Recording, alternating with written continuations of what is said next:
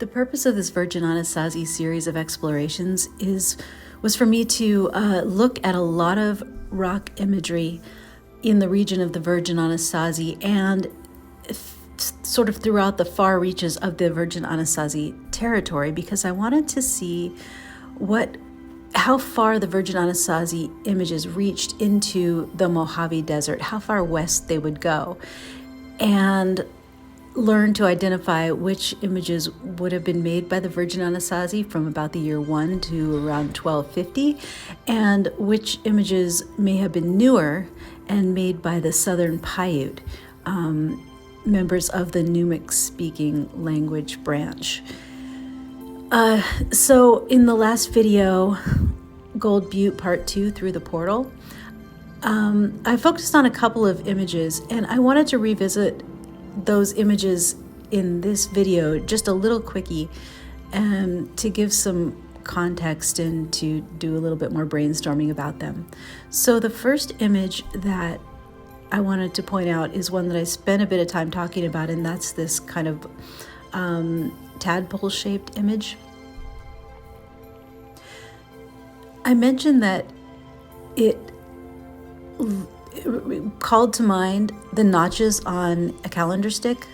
I also mentioned that it looked like possibly a snare. If you're migrating, as would be indicated by those footprints, one thing you'd also be associating with that is the sight of babies being carried on women's backs. So possibly a cradle board.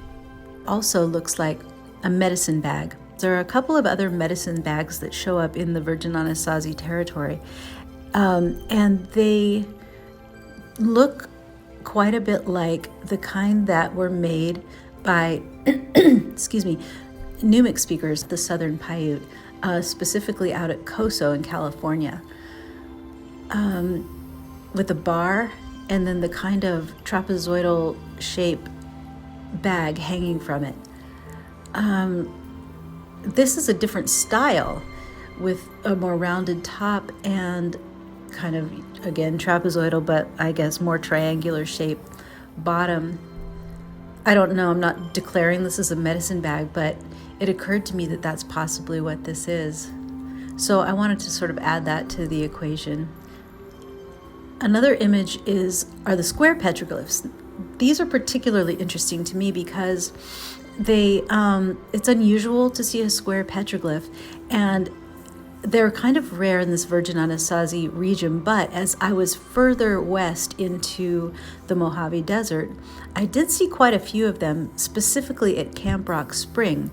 And Camp Rock Spring is along the Mojave Road in the Mojave Desert, California, and it is particularly well known for the Southern Paiute, the Chemehuevi, to have used as one of the stopping places while traveling to the San Bernardino Mountains to go hunting. There's a string of springs along the way all through the Mojave Desert that travelers of all kinds would follow to go back and forth between the ocean and the I guess what you would call up and through the Virgin Anasazi lands, up into the desert, I guess, into the Great Basin.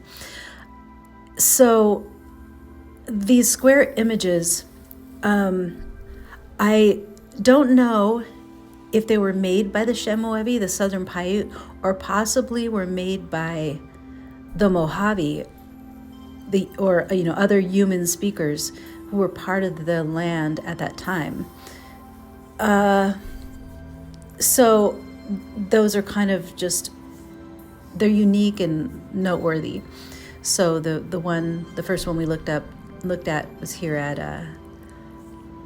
in Gold Butte, and then the others I show you are at Camp Rock Spring. The third image that I wanted to point out are these pelt-like anthropomorphs. They're known well in the Ute territories. Ute are also Numic language speakers. They left more modern images out in Utah, and pelt-like figures is our notable image on their panels. They look kind of like lizards or pelts. So it's possible, but not definitive, that these kind of pelt-like figures can be attributed to Numic-speaking people versus the Virgin Anasazi people. Another image that is well associated with the Numic speakers, the Paiute, for example, are shield-like imagery. And on these panels, the ones that I would point out being most Numic or Paiute-like are the circles with a dot in the center. They're also kind of known for ones that look like a circle split in half with a line, or with a circle like a peace sign inside, or a spoke wheel circle. Probably less so the three concentric circles, although I'm sure it's not unheard of, but more so a circle with a dot in the middle versus a variety of circles and then a central dot. I think that's it. I wanted to kind of just point these things out